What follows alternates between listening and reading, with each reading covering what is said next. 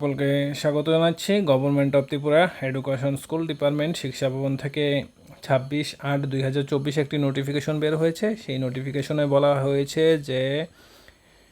যে গত 21 তারিখ এবং 22 তারিখ থেকে যে বিদ্যালয় যে বন্ধের নোটিফিকেশন দেওয়া হয়েছিল রাজ্যের ফ্লাড সিচুয়েশনের জন্য, সেই নোটিফিকেশন অনুযায়ী এখন বিদ্যালয় খোলা হবে। আগামী 27/8/2024 তারিখ থেকে বিদ্যালয় খোলা হবে।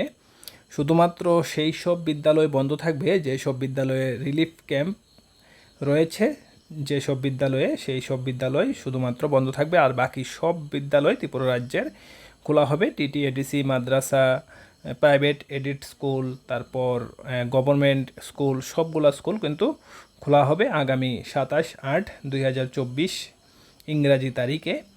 তোমরা অবশ্যই ভিডিওটি তোমাদের বন্ধুদের সঙ্গে শেয়ার করে দাও, যাতে তারা আগামীকালকে থেকে অর্থাৎ 27/8/2024 থেকে স্কুলে আসতে পারে। ভিডিওটি দেখার জন্য অসংখ্য ধন্যবাদ।